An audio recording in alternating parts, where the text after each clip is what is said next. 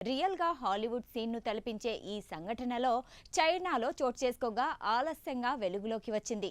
ఇక చైనాలోని gang dong ప్రాంతానికి చెందిన ఓ వ్యక్తి తన ఇంట్లో పనిచేసే పని మనిషితో అఫైర్ పెట్టుకున్నాడు.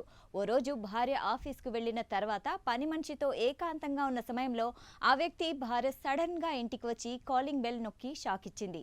దీంతో రెడ్ హ్యాండెడ్ గా పట్టుబడిపోయానని భయపడిపోయిన ఆ భర్త పని మనిషిని అక్కడి నుంచి ఎస్కేప్ చేయడానికి సినిమాటిక్ ప్లాన్ వేశాడు. వెంటనే ఆమెను ఇంటికి బ్యాక్ సైడ్ లో ఉన్న కిటికీ నుంచి బయటికి పంపించాలనుకున్నాడు. ఇక వేరే దారి లేకపోవడంతో ఆమెను 10వ అంతస్తులోని ఫ్లాట్ కిటికీ నుంచి వెళ్లిపోమన్నాడు. పని మనిషి కూడా పట్టుబడడం కంటే ఎలాగోలా సాహసం చేయడమే బెటర్ అనుకుని ప్రొసీడ్ అయింది.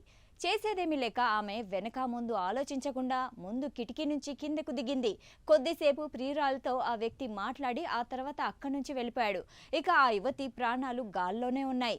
ఎటు వెళ్లాలో తెలియక అటు ఇటు ప్రయత్నం చేస్తూ చివరికి 9వ అంతస్తులో ఉన్న ఫ్లాట్ కిటికీ వరకు లక్కీగా చేరుకొని నాక్ చేసింది. అంతలో నైబర్ వచ్చి కిటికీ తెరిచి ఆ యువతిని లోపలికి లాగడంతో ఆమె బతికి బట్టకట్టింది.